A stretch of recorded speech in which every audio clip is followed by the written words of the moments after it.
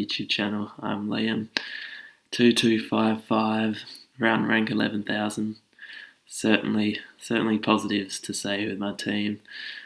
Moving up 4,000k to 16,700. It's not where I want to be, but it's certainly a step in the right direction. And even though the team looking all right, there is a few worries for this week. 5 out of 8. That's not too bad. So this week, my two trades, I brought in Mansell for Campbell after his day out. I was tempted to bring in McCreary, but I feel like, as I said in my preview, I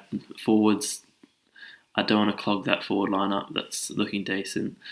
But then Dunkley comes on and possibly gets injured and leaves a spot open to that. But I'm happy with playing Mansell. It stopped me from playing Rowe this week, so 39 instead of 27, I'll take it. Jordan Ridley did his job. Captaining Gawns, 147.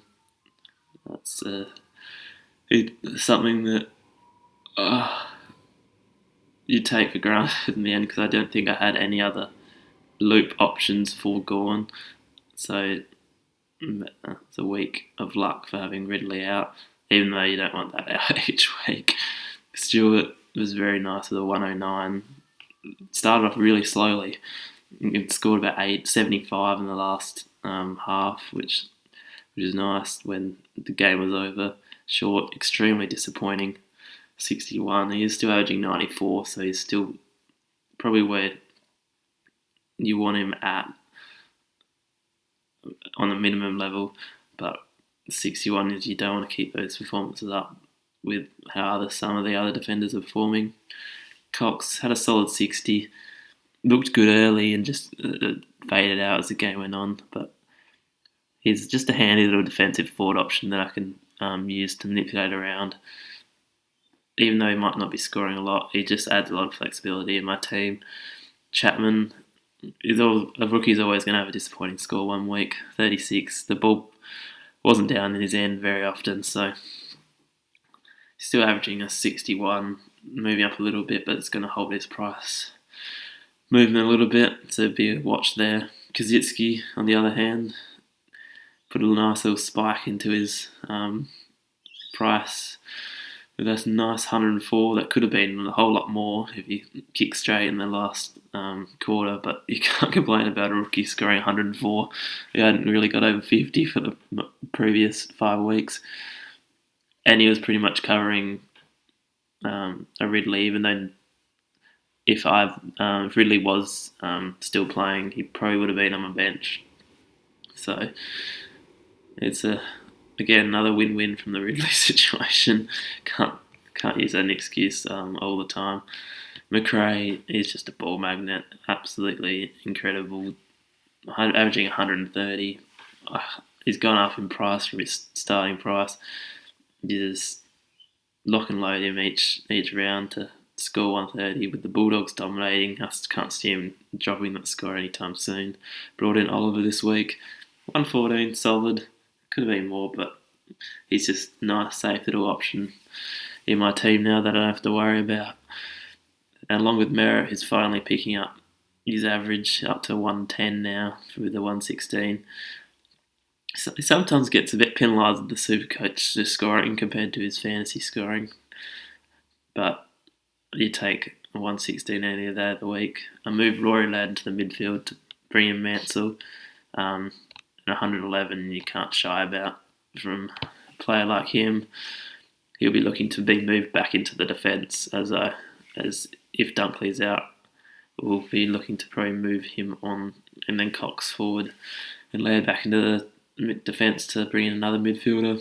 Taranto, 102. He's averaging 94. You want him to be a bit more because you want him to be that M8 keeper, but he isn't doing overly anything wrong compared to some other people. Powell, he seems like a long-term rookie keeper, even to the buyers. That M8 for a little longer, 96. He's got a lovely role at North. He uses the ball pretty well, and seems to find his way in the back pocket a lot, gets those lot of cheap kicks. So we'll talk about someone else who loves cheap kicks later on. Goulden, I think his time's nearly up. He's averaging 87, but Sydney's early form has just depleted a little bit, and I don't see him getting back to the levels they were in the first couple of rounds, which means him as a forward probably won't do much good later on. So if I didn't have any other worries, probably look to get rid of him next week. 38 is disappointing for a rookie at this time of the season. Jordan, 82, very happy with that, and hopefully he can continue on with his price rise like Powell and don't have to worry about him for a little longer. Scott, nice 66 on the bench. He's seemed to pick up his game, along with the Bulldogs being very good. It's hard to score under 50 playing for the Bulldogs with how well they're going. McNeil off the bench also scored 50, so pleased with that. The Rucks, every week I just say the same thing. They're just guns. Another 300 combined between the two. Just let them keep on doing their jobs. And it's just so glad that I didn't actually start with a Flynn or anything, because those people would just be feeling the brute force of those two rucks. And it was just, I'd be nearly giving up if I'd started only one of them. Flynn doing his job, moving up in price, and hopefully he can keep doing that. To get us a nice little cash grab later on the season. She's Dunkley was heading for a monster. He got injured early for fourth quarter and still ended up with under 32. Unfortunately, his shoulder doesn't look the best. We'll have to wait on further news. I haven't heard any, but there might be some at this very stage that he might be out for a long term. He has had shoulder issues in the past, so it'll be very unfortunate. And along with Martin, who's definitely out next week with the concussion protocol. That was probably one of my worst trades in this week. That round 3, bringing in Martin. Just got sucked in to his early season form. He's gone back to his usual ways, getting his average back down to that 99, 100 mark. It's just annoying that I have to always play a premium player on the bench each week. He might become the Ridley this week. He might save me, and Rowe might score 100 against GOS, and I'll be laughing my head off. So who knows? And now the chips. Ziva is just, as a North supporter, I try and watch the games, even though they're just torturous. But Ziva's always one that keeps me going. Just keep seeing his score going up and up and up. Chip back to him. You know he's going side. They're going sideways. Oh, there's Zeeble again. There's a point. Oh, Zeeble's. Here's another 4 points from him kicking out full back. He kicks it so long that it kicks it 40 metres plus to a contest. No matter who wins it, gets the 4 points for efficiency. So he's just what I love to watch. I just love to watch. I'm glad I picked him at the start of the season. He's at the moment becoming, with Dunkley out, nearly F1. I talked about him being maybe not a long-term keeper early in the season to being an F8 to being an F6 now. Talks his F1. Wow.